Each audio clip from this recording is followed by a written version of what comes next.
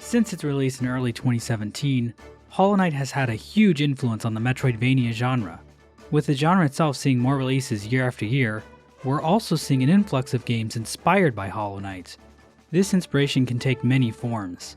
It could look like taking some game mechanics or themes and using them to create something very different. Or it could look like trying to make your game play and feel as much like Hollow Knight as possible, looking to recapture what it is that made that original title such a great game. So in this video we're going to be looking at some games that took inspiration from Hollow Knight and see how they stack up to Team Cherry's debut work. Save for one exception, I've decided to only showcase games that I consider good in this video, so don't expect me to talk about trash games like The Sweet Life of Zack and Cody's Circle of Spies for the Nintendo DS. Just want to make that clear now before anyone gets their hopes up. Haiku the Robot is the first game I want to look at today, because I think this game comes quite close to matching the overall vibe of Hollow Knight. The game is set in the robot-run world of Arcadia, where almost every robot has been infected with a computer virus, turning them into mindless killers. As Haiku explores Arcadia, they will encounter unique characters with their own quests and stories, from a girl looking for a cassette tape, to a prying detective asking too many questions, to a toaster. In order to combat this virus, Haiku will have to track down the 3 creators, snap them out of the virus's clutches, and convince them to help break the seals keeping the source of the virus at bay so they can go McAfee mode on it. So yes, this game really is what if Hollow Knight, but robots. There's no denying that. But I think Haiku the Robot is a good example that a game doesn't have to be particularly original in order to be enjoyable. I know for some people it can be a bit of a turn-off when a game feels too similar to another in terms of structure, but I think a lot of the concepts and ideas that made Hollow Knight a fun game for me to play also make Haiku a fun game for me to play. I think what Haiku replicates best from Hollow Knight is the exploration. The game opens up pretty early on, and you have a lot of freedom when charting your course through the world. Each area feels distinct with its own color palette and unique platforming challenges. There's one area in particular where the air is too hot for you to use certain abilities, forcing you to handle combat encounters and platforming challenges without certain movement options you've come to rely on. Little things like that help the world feel more varied and interesting, both in terms of setting and gameplay. Combat in Haiku is on the basic side. Your 2 main combat options are to swing your sword, or, once you unlock it, use a power bomb. It doesn't have Hollow Knight's spell system or nail art system. There are a few chips that create balls of electricity or other little knickknacks, but that's pretty much it. Healing works similar to Hollow Knight, although since this game doesn't have a soul mechanic, you pay with spare parts, this game's currency. When you heal, Haiku stands in place, pulls out a wrench and starts... let's censor that. It takes Haiku a long time to finish their business. The initial heal takes 3 whole seconds, compared to the Knight's roughly 1 second initial heal. Since healing is tied to currency, you could walk into a fight having no way to heal, or the ability to heal dozens of times. The extremely long heal time discourages healing too often in combat, but chances are you won't really need to heal much in combat anyway. Haiku doesn't lock you in ambush rooms like Hollow Knight, and the boss fights, while well designed, aren't particularly challenging either. Haiku presents its lore in a similar way to Hollow Knight. As I mentioned before, there are various NPCs who travel around the map that you'll bump into on occasion, and there are lore tablets scattered around the world as well. After my first playthrough, I had a pretty good idea of what was going on, but there were a few small details that left me with some questions. At its core, Haiku is a simple game. It provides a basic and straightforward Metroidvania experience with a heaping portion of Hollow Knight mixed into its DNA. It's not trying to reinvent the wheel, but instead provide a bite-sized, familiar experience. And what it does well. So if you're desperate for a game that scratches that Hollow Knight itch, I think Haiku the Robot would be a fine choice. And if you're looking for a challenge, I should mention that Haiku does have a hard mode where you die in one hit. This mode has an alternate storyline, a unique boss, and even more fast travel locations. I didn't end up playing this mode, but for you more daring gamers out there, that is an option after you complete the base game. Voidwrought is another game that follows closely in Hollow Knight's footsteps, taking players to a world of ancient civilizations and cosmic horrors. And I want to start off by saying that I love this game's presentation. The game starts off with this vaguely Egyptian aesthetic, but you'll soon find yourself exploring an abandoned submarine, a frozen maze of tunnels, and of course, Ohio. Each area was a treat to discover simply due to how much I loved the environment art. The sound design for this game is solid too. Everything feels appropriately crunchy as you would want. I'm very happy to report that the sound of hitting a skeleton in this game is exactly how it sounds in real life. And the music is great too. It's high energy and utilizes a lot of electric guitar. As much as I love the setting and presentation, the story itself I didn't quite latch onto as much. It's a cool premise. The game is set in an underground kingdom that has been awakened by the arrival of the Red Star. You are a simulacrum, born from the sacred ovum, and are tasked with killing the false gods of the land. Now, that all sounds cool. I mean, I've never played a bad game with a sacred ovum in it, but the game doesn't really ease you into its world very smoothly. The characters you meet in Voidwrought all talk in riddles, laying on the lore a little too thick right from the get-go. Hollow Knight gives you plenty of friendly NPCs who aren't really that interested in the main lore of the game at all. Early on you meet characters like Zote and Myla and Tiso who can organically give you more info about the world without it feeling like they're just giving you some kind of lore dump. While I have complaints with the NPCs, the game clearly puts work into its lore. There's a compendium for not only every enemy, but each lore tablet, map region, and NPC as well. There's plenty to dig into, and I really do think there's a lot of cool ideas here. So I don't think the game's lore is bad or anything. I just think Hollow Knight does a better job at getting you, the player, naturally interested in the game's deeper story. But at the same time, plenty of people hate how Hollow Knight's lore is handled too, so your mileage may vary on this. Outside of presentation, another thing I think Voidwrought handles well is exploration. Much like Hollow Knight and Haiku, Voidwrought's world opens up fairly early into the game, allowing you to discover its various nooks and crannies at your own discretion. A good chunk of the progression gates in this game are clearable with 3 or 4 separate abilities, giving you a lot of possible paths to take through the world. The game is a little light on platforming challenges. There are spike pits and acid pits here and there, but any actual platforming challenges you find will be sequestered in tiny rooms off the main path. But even with less platforming challenges, the game keeps traversal interesting with its enemy placement as well as its sizable amount of health upgrades and other goodies to discover as well. Voidwrought has a charm system, although in this game they are souls, which provide passive effects like creating trails of gas similar to Defender's Crest, or giving you more Ichor when you kill an enemy, Ichor being this game's currency. Additionally, you can equip unique relics, weapons that you can use by spending Void Charges, which are replenished by hitting enemies. These souls and relics act as some of the rewards you can find while exploring Voidwrought's world. There's a lot to discover in this game, and I actually think Voidwrought might do a better job than Hollow Knight at making each reward feel more meaningful. In Voidwrought, you can collect shards of Vitae, which work almost identically to mask shards in Hollow Knight, but you only need 3 shards to increase your HP, not 4. And there are more than twice as many shards hidden across Voidwrought's smaller map. So even if there are a lot of hidden things to find in Voidwrought, you don't get as many items like Wanderer's Journals or Rancid Eggs. As for the combat, Voidwrought is fairly straightforward. You'll mainly be swinging your sword while activating your relics once they are off cooldown. You can't use your Void Charges to heal, instead you have a set number of heals that replenish when you reach a save point, so you can't be too reckless in battle. Pogoing is here too, of course, although it doesn't feel quite the same as in Hollow Knight. First of all, it launches you a lot higher. That can be useful for pogoing around the overworld, as well as when fighting big bosses, so I don't inherently hate this change. What I do have a bit of a problem with is how this game handles momentum. In Hollow Knight, if you are holding left or right while in the air and let go of the D-pad, the knight cancels all its horizontal speed. In Voidwrought, the character will keep moving forward. This aerial momentum makes controlling your character in the air feel a bit unwieldy. That said, it's not unmanageable, and after playing for a few hours, I felt very comfortable with Voidwrought's controls.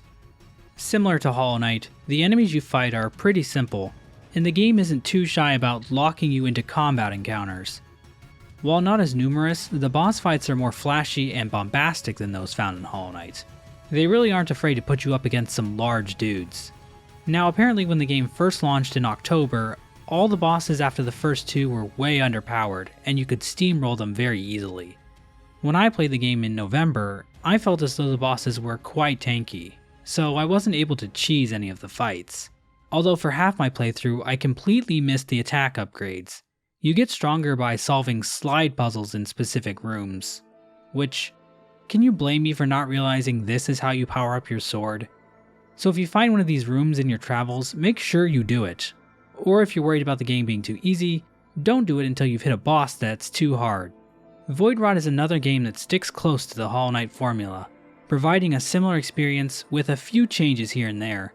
And personally, I think it works. Voidwrought's world was rewarding to explore, and the game's combat was always engaging enough to keep me excited for the next boss fight. If you're looking for another Hollow Knight-like experience, and this looks fun to you, I say check it out. For me, Crowsworn feels like the poster child for embracing what made Hollow Knight great, and incorporating it into a fresh, but still similar experience. The developers, Mongoose Rodeo, even hired Leth from Team Cherry to handle the PR and marketing for this game. Out of these first three games, I think Crowsworn has the greatest chance to be seen as living up to the critical acclaim Hollow Knight has garnered. There's just one problem. The game isn't out yet.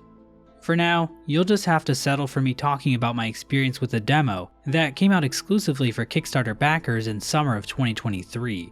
I have no idea when the game will come out, but I'm sure the devs are working hard at it. In Crowsworn you play as a guy. Well, I think it's a guy anyway. When they die, they explode into a bunch of crows.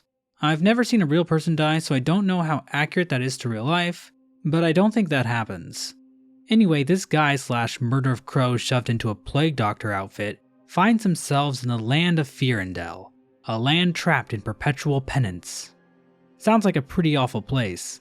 Thank God I live in America. The world is dark and dreary, complemented by the fantastic art, music, and sound design for the game. I can't talk much about the game's exploration, other than to say the specific areas looked great. The layout used in the demo won't be in the final game, so playing the demo just made me wonder how the levels would look in the final release. I think my favorite thing I found in the demo was this random shack hidden away in this cave. Who lives here? I thought to myself. Then I noticed the crescent-shaped moon on the door, and I immediately thought of the outhouse from the beginning of Shrek. Combat Crowsworn feels a little bit more 2D Souls-like than in Hollow Knight. The demo gives you a roll move which you can only use while on the ground, but lets you move through enemies. While there are simple enemies here, there are also some pretty involved ones. This guy jumps around the room and creates shockwaves. Not the most complex moveset, but definitely more involved than a lot of Hollow Knight enemies. The two boss fights featured in the demo were both a lot of fun. The first fight was against this big-nosed fella with a giant lance and a shield. The second fight was against my ancient enemy, James Corden. This thing jumps around and spawns lots of annoying little flying enemies. It seems like Crowsworn's going to have a much faster pace than Hollow Knight, and I'm excited to see what the bosses in the final game are going to be like. Crowsworn also has a charm system, but it's one of the weirdest ones I've seen. You start with a human corpse with a head, a torso, 2 arms, and 2 legs. You can graft body parts you find onto the corpse, but there's a weight limit that locks away part of your health bar if you go past it. So that's a bit strange, but you know, who am I to judge? We all have our weird hobbies. Crowsworn also has special finisher moves. You can gain Malice by damaging enemies to use spells like the Corvial Dive. Your Malice is displayed with this spiral, but if you fill the spiral twice over, you can use a super fancy finishing attack with a special animation where you fire a giant crow at your foes. So yeah, Crowsworn looks pretty neat, but as of right now, the game plays more like Silksong than Hollow Knight. Mainly because it's not out yet. The next 3 games on my list don't play as closely to Hollow Knight, but still claim inspiration from it in one way or another, and I think the overlapping similarities these games have with Hollow Knight make them worth examining. Over the past few years, a lot of people have told me to check out Ender Lilies for its similar feel to Hollow Knight. Ender Lilies is set in a dilapidated world, ravaged by some sort of infection known simply as the Blight. The game has a somber tone to it, which I think is where the majority of the comparisons to Hollow Knight come from. Out of all the games I'm going to talk about today, I think Ender Lilies most closely captures the brooding atmosphere presented in Hollow Knight. I feel like a broken record saying all these games look really good, but this game does look really good. I also really enjoyed the game's soundtrack. There are a lot of beautiful songs that play through the various levels you'll explore throughout the game. The music doesn't necessarily fit each level super well, but the tracks themselves are good. In Ender Lilies, you play as a little anime girl who can summon spirits that perform attacks for her. Now, if you've watched this channel for a while, you'll know I'm a huge anime fan. I've even seen the more obscure stuff like Demon Slayer and Jujutsu Kaisen. The girl, named Lily, awakens in a dilapidated church without her memories. She is greeted by the Umbral Knight, a phantom who offers his strength to help her cut through the blighted enemies that now infest the kingdom. As the game progresses, Lily learns more about her past and the history of the world around her. While I mentioned earlier that the brooding atmosphere is similar to Hollow Knight, Ender Lilies doesn't share Hollow Knight's moments of levity. Pretty much every character in this story has had something terrible happen to them. Even the name of the kingdom this game takes place in is depressing.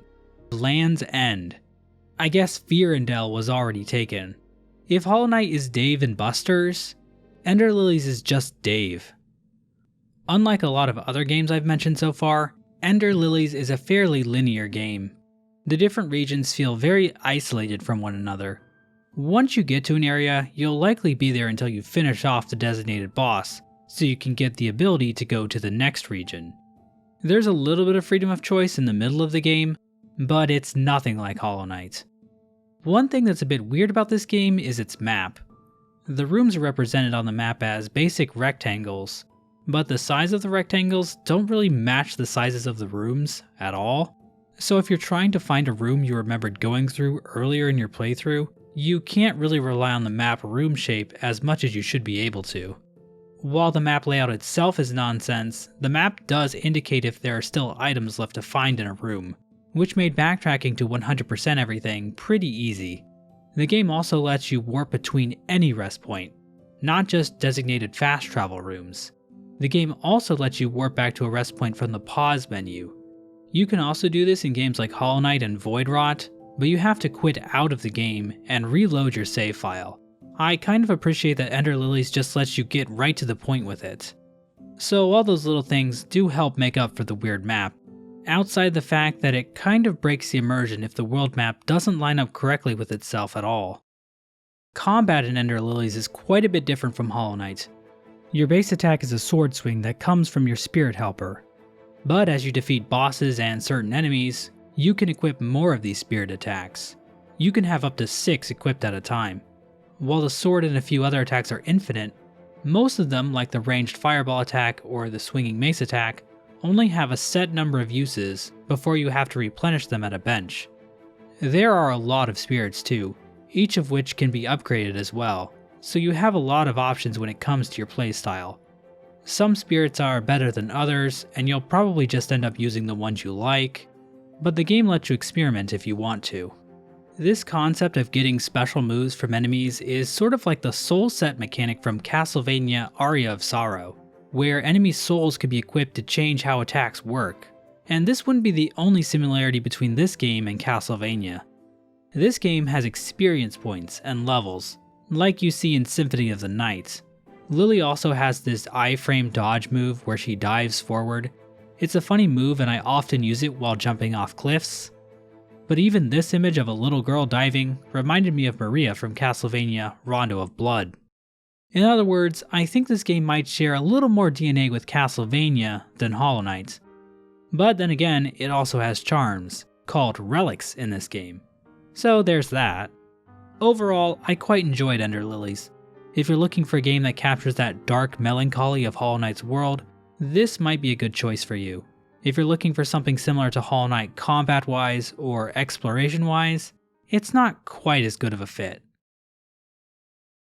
Probably the most striking difference between Bow, Path of the Teal Lotus, and a lot of other Metroidvania games on the market is its aesthetic. Bow is heavily inspired by Japanese folklore. I'd say pretty much every character is based on some story from Japanese mythology, and there's a ton of stuff you can point to in the game and say, hey, I remember that from Spirited Away. This Japanese influence carries into Bow's soundtrack, giving it a distinct sound unlike any other game mentioned in this video so far. Your spells are equipable Daruma, which are good luck charms designed to resemble Bodhidharma, the founder of Zen Buddhism. Bow's charm system uses Omamori, which are good luck charms sold at Buddhist temples and Shinto shrines in Japan. Speaking of shrines, the resting points in Bow are shrines too. And there's also a little bit of Chinese influence as well. Bow's weapon, the Equinox Staff, which they wear as an ear piercing, is based on the Ruyi Jing Gubang, the staff used by Sun Wukong from the 16th century Chinese novel Black Myth Wukong for the PS5. The main character, Bow, is born from the tear of a kami landing on a lotus flower. Bow is referred to as a Tentai Hana, or Celestial Blossom. Bow is quickly introduced to Asahi, a fellow Tentai Hana who's kind of a dick. Bow also catches a glimpse at a Gasho Dokuro, a giant skeleton monster that threatens the land. Despite the giant, evil skeleton walking around, I didn't really feel any sense of urgency playing Bow. I guess it's kind of like real life in some sense. Kinda just vibing, also trying your best to ignore the existential dread. Most of the numerous NPCs you talk to are all very laid back and friendly characters. From the dragon who runs a library, to the alien fast travel girl, to the hot spring monkeys. If Ender Lilies got all the depressing, sad aspects of Hollow Knight, Bow got all the silly stuff. But my favorite NPC doesn't appear in the game until the last area, so I'm going to put a spoiler warning here. If you don't want to be spoiled for a late game character, skip to this timestamp. Alright, so there's this axolotl named Kire, who helps you reach the top of the castle in Sakura City where the final boss is. And Kire just really loves being an elevator operator. She calls the elevator Ellie, and tells us that she has literally never left the elevator since childhood. And she's just chill about it. So yeah, I thought that was pretty funny. So yeah, there's a lot of levity throughout all of Bow. But it does get more serious towards the end when we finally learn the truth about what's really been going on in the world. So it's not like Bow doesn't take its story seriously at all. One final note about the setting in Bow. The game shows off a lot of yokai, or Japanese spirits, without really telling us what their deal is. I was honestly probably more invested to learn about this enemy that's just 3 green heads rolling around, than whatever is going on with Asahi, or the game's capital, Sakura City. Gameplay-wise, Bow felt like a mix between Hollow Knight and the Ori games. We've got all the hallmarks of Hollow Knight influences, like gaining T when dealing damage that can then be used to heal or cast a spell, and the health being indicated by a discrete number of symbols related to the player character. Like the Knight, Bow also has a pogo that resets both their jump and their dash, but they also have Ori's bash ability to fling projectiles back at enemies. The game is also structured more similar to Ori in that the game is both very linear and mostly platforming focused. In fact, one of the designers for Bow, Milton Guasti, of AM2R fame, was a level designer for Ori 2. Guasti's experience was a big influence on Bow's level design. That's all to say, I really enjoyed the platforming challenges in Bow. Platforming is one aspect of Hollow Knight I wish we got more of, and I don't think any of the other games listed so far really excel beyond Hollow Knight in that regard. So I'm glad Bow focuses on it so much. Moving through a barrage of enemy attacks and hazards, while smacking lanterns with my staff to reset my aerial toolkit, was always satisfying. Combat is much more aerial focused in Bow. Hollow Knight isn't designed for aerial battles as much, with the game's camera fixed at a closer zoom, and the Knight being less mobile than Bow overall. On top of that, Bow also has a combo system that encourages the player to keep themselves in the air as long as possible. In turn, bosses in Bow are bigger set-piece battles, more similar to Ori than Hollow Knight. Overall, I enjoyed Bow, although maybe it belongs in a video about games like Ori instead of games like Hollow Knight. Either way, if you're looking for a good platforming challenge, similar to what's found in the White Palace, you're better off picking up Bow than any other games in this video. Nine Souls developers describe the game as a journey of Asian fantasy inspired by Sekiro, Hollow Knight, and Katana Zero. The developers also described the game as Tao Punk, mixing Far East mythology and Taoism with a cyberpunk aesthetic. I really dig this game's unique style, and I'm not just saying that because it has furries.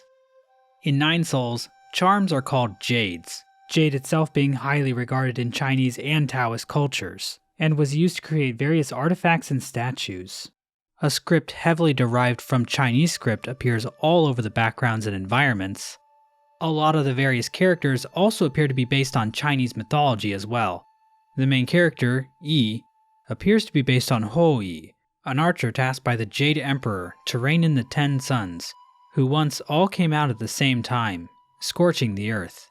While Nine Souls lists Hollow Knight as an influence, it's a very different game. Outside of the charm system, not much else carries over directly. There isn't a mechanic like Soul, and you actually have a health bar instead of little discrete hit points indicated by masks or fruits or the state of Nevada. You also only get a set number of heals that replenish at save points. And you also heal by smoking from a big pipe, which, hey, as long as Yi isn't pulling out a wrench, I'm fine with it. The most significant difference in my mind is the game's combat. If you swing your sword with E 3 times, he'll do a strong attack, whereas the Knight swings don't combo like this. E's attack combos also give him an air stall, but you can't pogo off enemies indefinitely. On top of that, Nine Souls' combat loop focuses much more on parrying. Parrying an enemy at just the right time gives E an explosion talisman that he can then place on an enemy to deal massive damage. The parry timing window in Nine Souls is pretty generous, and even if you are early, the game will give you a chance to regain your health over time, as long as you don't get hit. The game really pushes you to master this parrying mechanic in order to succeed. And you will want to because Nine Souls is tough. I had a pretty hard time with the game's bosses. Now, part of that is because I suck, but the game also just expects a lot from you in these fights. You have to learn the boss's attack patterns intimately to successfully parry them and counterattack at the right times. I found this difficulty really fun, and the boss fights were probably my favorite part of the game. There aren't as many bosses as in Hollow Knight, but Nine Souls doesn't have bosses like Massive Moss Charger or Crystal Guardian. You know, very basic enemies that only have a few moves. There are some platforming challenges here too, but it's definitely a lower priority compared to games like Ori, or Bow, or even Hollow Knight. Most of the game is hallways where you fight enemies, but the platforming that is here is still fun. As Metroidvanias go, Nine Souls is on the more linear side. I felt myself being led pretty heavily as I explored the game's map, rarely going too far off the expected path the game laid out for me. Areas are varied, but they all have a similar cyberpunk vibe to them that keep them from standing out from one another. Something I found surprising was how Nine Souls gives the player their upgrades. The game just gives them to you at certain save points, usually when first entering a new region of the map. The rooms in Nine Souls are quite large, and almost every room has a save point somewhere, so it's pretty difficult to miss a major movement upgrade. There were a few moments when I could go my own way, but it's nothing like Hollow Knight in that regard. A good part of this is due to how Nine Souls handles its story. Nine Souls puts its story at the forefront of the game, putting a greater emphasis on it than Hollow Knight. And by that I mean that instead of hiding the story away to be discovered on your own, Nine Souls takes you on a guided experience through the world, introducing you to specific characters and story elements at set points in the game. In other words, it's very narrative driven, especially for a Metroidvania. For example, there are way more mandatory dialogue boxes compared to Hollow Knight. Nine Souls follows E, a member of the Ten Souls, a group of Solarians in charge of overseeing New Kunlun. Due to a falling out with the other members, he was sealed away in the primordial roots for over 500 years. And now that he's free, he's got a bit of a score to settle with the remaining 10-1 souls. Unlike Hollow Knight, and literally every other game mentioned in this video so far, this protagonist doesn't just silently stare at NPCs. He talks. He talks quite a bit actually. I'm a pretty big fan of this. Who says a Metroidvania can't have actual dialogue from playable characters? E is sort of a loner character who acts tough, but ultimately cares deeply for those close to him. This aspect of him is displayed with his friend Shun Shun, the young boy who finds E after he was trapped by the primordial roots. E gives Shun Shun random things found throughout the game, like music sheets and extremely dangerous tools. He's like if I was still a parent. You can even give him a VR headset. It always warms my heart to see a parent screen maxing their child. I'm glad Nine Souls agrees with me on this matter. There are also special cutscenes with E's sister, Hung, that appear throughout the game. These scenes take place in the past and help flesh out E's character even more, helping you to get a sense of his values, his goals, and his regrets. The 9 souls that E fights are also fun characters. Some are deeper than others, but ultimately, I enjoyed encountering each of them. Since all these characters have a history you don't know about, each conversation teases you with bits of information about what happened to the Solarians and their original home of Peng Lai. By the time you reach the end of 9 Souls, pretty much everything gets explained. It's not like Hollow Knight, where you have to put in extra work to really piece everything together. I enjoyed the story in 9 Souls. The cast of characters is fun, and the general plot was interesting to unravel as I played through the game. Some parts of the story are like what we've seen in a lot of other Metroidvania games, but 9 Souls explores these ideas from a Taoist perspective, which makes things a bit more fresh than they might otherwise be. And, similar to Bo, a lot of these characters are based on Chinese history and mythology, so there's some fun cultural exposure there as well. It's not a perfect story, and it's a bit edgier than other games in this video. The gore is borderline creepypasta at certain points, and there's even swearing in there too. And while I do love a good creepypasta, nothing scares me more as a YouTuber than swearing. But damn it, even if it isn't perfect, I still appreciated 9 Souls' effort to have a more driving narrative. Overall, I thought 9 Souls was a lot of fun. The parry-focused combat system made boss fights a blast, even if I died a lot. And of course the art style and presentation of this game is great too. If you're looking for a challenge, I'd recommend checking this one out. If you're more interested in the story, the game also has a difficulty slider system to make the game easier if you are struggling. Out of all the games I've talked about here, I think 9 Souls pushes the envelope the most, creating a unique, engaging experience I'd highly recommend checking out. Generally, you'd think getting compared to Hollow Knight is a good thing. But there are some games out there that catch a lot of heat for being too much like Hollow Knight, and they sometimes can end up getting a lot of attention from gamers and news outlets. So let's look at a couple recent examples of Hollow Knight knockoffs. I want to start with probably the funniest of these, Nevergrave, The Witch and the Curse. Way back in the ancient past, January 2024, a company known as Pocket Pair released a game called Palworld, a 3D survival game featuring catchable monsters that looked an awful lot like Pokemon. And there was a bit of controversy surrounding all that. That same company, Pocket Pair, is also publishing Nevergrave, The Witch and the Curse. And with the whole Pokemon ripoff situation happening, some pointed out that this game looked a lot like Hollow Knight. What's funny about this situation is that Nevergrave, The Witch and the Curse, isn't even a Metroidvania. It's a roguelike. Now look, I hate roguelites as much as the next guy, especially the one I'm showing on screen right now, but I decided to play a little bit of Nevergrave, The Witch and the Curse. These signs definitely give off a Hollow Knight vibe, but everything else feels very standard roguelike, particularly Dead Cells. This part where you have to pick between 2 paths for different rewards also reminds me of Skul. You play as a hat that possesses an anime girl who can use magic to swing a sword. You can also ditch the girl to possess other creatures as well. I don't know why, but when the girl isn't possessed, she just kinda lies there like a dead body. What the fuck? I thought to myself when I saw this. But eventually, I just accepted it as the way things are.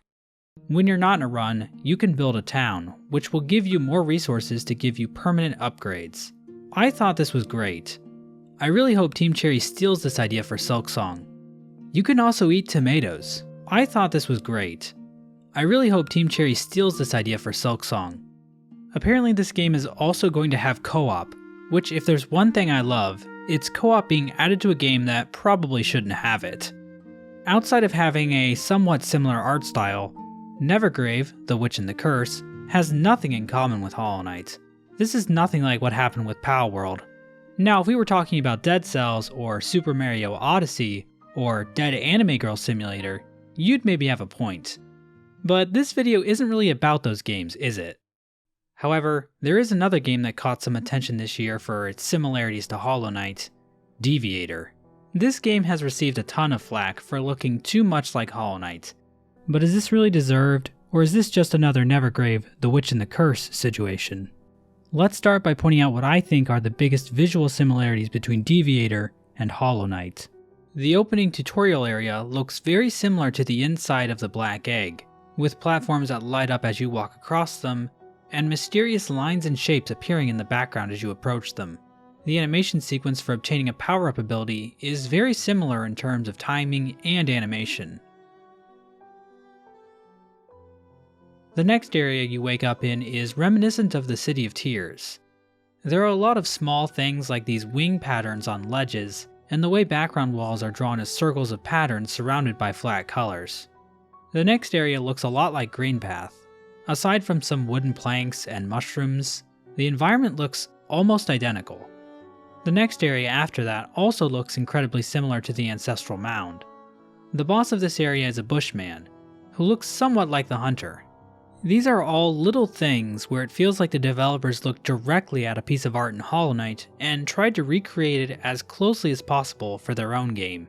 I don't think the Deviator developers stole any assets directly from Hollow Knight, so I don't think they did anything illegal.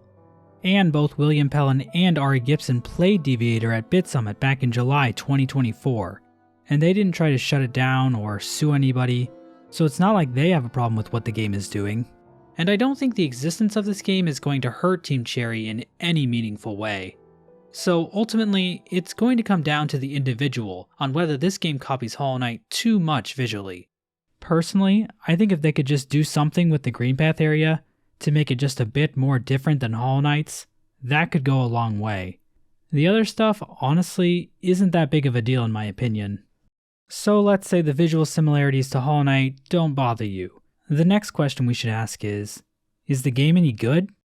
Deviator is currently in early access on Steam, so I decided to check it out, and it's alright. The game is by a Chinese developer, and all the dialogue is very poorly translated, so I didn't get a terribly good vibe of the characters or the story. There's some anime girl who can be found at the game's first save point, save points being jellyfish in this game. She gives off Dark Souls Firekeeper vibes if anything.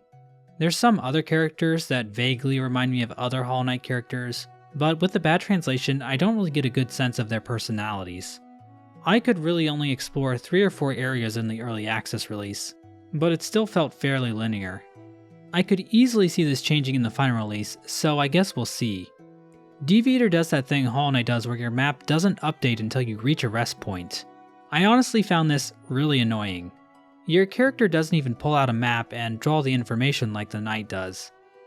I honestly think this little animation goes a long way to making me accept this mechanic in Hollow Knight. It feels a lot more rewarding. The later areas that aren't copying Hollow Knight are pretty neat. This City of Machines area has a neat visual style to it that I enjoyed. Deviator did not skimp on platforming challenges for those areas either, even early on. I'd even say the platforming challenges ramp up too quickly. Personally, I enjoyed these challenges enough, and I hope the final game has plenty more of them. Combat in Deviator is similar to Hollow Knight, but there are a lot of little changes that mix things up, for better or for worse. First of all, there's no pogo move. You can't swing down at all in this game. Instead, hitting an enemy with your forward slash while in the air will allow you to air stall and continue swinging. Hitting enemies gives you momentum. Once you fill the entire bar with momentum, 3 different things happen. First, you become enhanced. Your entire body becomes blue, and your sword range increases greatly. You'll stay enhanced until you take 2 hits of damage. The second thing that happens when you fill your momentum bar is you gain energy. You can then spend this energy to cast spells. Finally, filling the momentum bar gives you 1 pip of Soul Dew, which you can spend to regain 1 health. Once all this is done, the momentum bar resets and you can refill it again. So there's a lot going on here. I think the biggest problem with it is because filling your momentum bar is so beneficial, the game made the amount of hits it takes to fill it really high. In practice, the system requires you to land 15 to 20 blows on enemies to heal yourself for 1 damage. Compare that to Hollow Knight's 3 blows. This makes the game feel a lot more punishing than Hollow Knight, a game already known for its difficulty, and I'm not sure if that's really what the developers are going for here. Another big change with Deviator's combat system is the introduction of a parry mechanic. Parrying enemy attacks is fun, although it doesn't feel as weighty as it should be. There's a lot of good game feel missing here, which is somewhat expected for this game being early access. Hopefully parrying in the final game feels as good as it does in games like Nine Souls. Bosses expect you to utilize this mechanic. The last boss of the demo especially becomes much more manageable once you learn how to parry their attacks. Some bosses can be completely trivialized by their easy parryable moves though. There's definitely some polish missing from these fights, but for the most part I enjoyed them. This last boss fight is where I could best see Deviator's potential shining through the rough. It's clear that a lot of work has gone into this game. There are aspects of it that I quite like. I think the levels, when they're not falling into the "we have Hollow Knight at home" category, can look quite great. And I think some of the changes to gameplay could result in an interesting twist on the Hollow Knight formula. So, is Deviator good? Well, I think it could be good.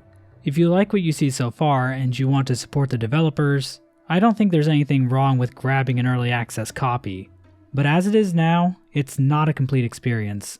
So I wouldn't recommend this game if you're wanting to play something that's, finished. Since I don't want to end this video on a sour note, I'd like to finish things off by talking about a few Metroidvania demos I played. This first game is called Pipsqueak. In this game you play as a mouse named Tofu, armed with a sword, exploring a mysterious world. Now, I'm a pretty big fan of rats, mice, and just rodents in general, so this game really appeals to me. The demo is short, but it's definitely got some Hollow Knight influence with all the pogoing. There's a good amount of emphasis on platforming, and the boss fight is fun, but I'm not sure what the game's broader identity is going to be, so I'll be curious to see how that develops in the future. Pipsqueak has the potential to be a lot of fun, so I'll definitely be keeping an eye on it. Another demo I tried out was for a game called Constance. In this game you play as a girl with a paintbrush. The developers have said that their goal for the game was to combine Hollow Knight with Celeste and Splatoon. In practice, this means a platform-heavy Metroidvania with a really engaging brush mechanic. You basically have to manipulate the platforming around yourself using your brush to make progress through the game. The demo has one platforming segment that took me forever to beat, and I was loving every second of it.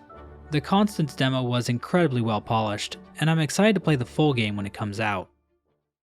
The last demo I played was for a game called Mendacium. In Mendacium, you play as a little lizard in a cloak. While the backgrounds are 2D art, the characters themselves are 3D models. This, and the art style in general, reminds me of Ori and the Will of the Wisps. Your character automatically switches between using a spear and a magical bow and arrow during combat, which is a little weird. I like that it forces you to constantly think about positioning, since the arrows deal more damage when you're further away, but it can be annoying when you want to use arrows, but you can't because your character is stuck in spear mode. The developer of the game, Caecus, has made a few devlogs about developing Mendacium, and in this video he talks all about the process for designing the game, including talking about how he took ideas from Hollow Knight and modified them to better fit his game. So if you want to see a more direct example of how a game dev takes influence from Hollow Knight, you can find a link to the video in the description. The demo for Mendacium is very polished, and I really like the look of this game. I look forward to checking out when it releases. The world needs more lizard-themed Metroidvanias. There are so many Metroidvanias out there, each with their own unique influences and styles.